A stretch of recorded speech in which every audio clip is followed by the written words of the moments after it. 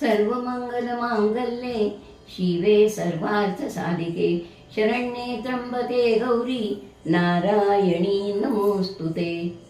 सुप्रभात मंडळी, आजपासून आपल्या संपूर्ण देशामध्ये शारदीय नवरात्रोत्सव सुरू होत आहे।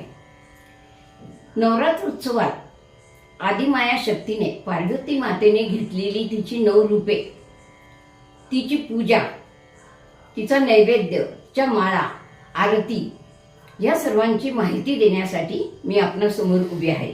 तरी आपण मनोभावे ऐकावे। जगदंबा म्हणजेच पार्वती, आदिमाया शक्ती पार्वतीने घेतलेली जी 9 रूपे आहेत, वेळोवेळी भक्त रक्षणासाठी तिने घेतलेलं प्रत्येक रूप, त्यातील पहिलं रूप आहे शैलपुत्री। शैलपुत्री म्हणजे हिमालयाची कन्या। ही हिमालयाची कन्या पूर्वजन्मी ब्रह्मदेवांचे मानसपुत्र दक्ष राजाची कन्या होती। तिचे शिवांशी लग्न झाले होते आणि तिचीच ही पहिली माळ म्हणजे शैलपुत्रीची आजची पूजा। तर ही शैलपुत्री कशी आहे? ती बैलावर बसून आली आहे। तिने पिवळे वस्त्र परिधान केले आहे। तिच्या डाव्या हातामध्ये कमळ आहे आणि उजव्या हातामध्ये त्रिशूळ आहे। अशा या शैलपुत्रीची आज आपण पूजा करणार आहोत। तिची पहिली माळ आहे। या माळेमध्ये सोनचाफा, शेवंती, विड्याची पानं बांधली जातात।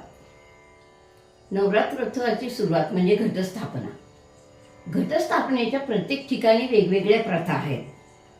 एकदा हा घट बसवला की तो हलवता येत नाही आणि त्यासमोर लावलेला दीप हा अखंड असतो। तो 9 दिवस तेवतच राहिला पाहिजे।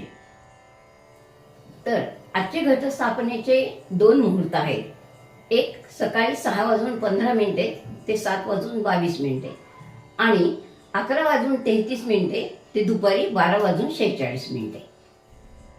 आजचा देवीचा मंत्र आहे, या देवी सर्वभूतेषु शक्तिरूपेण संस्थिता नमस्तस्ये नमस्तस्ये नमस्तस्ये नमो नमः।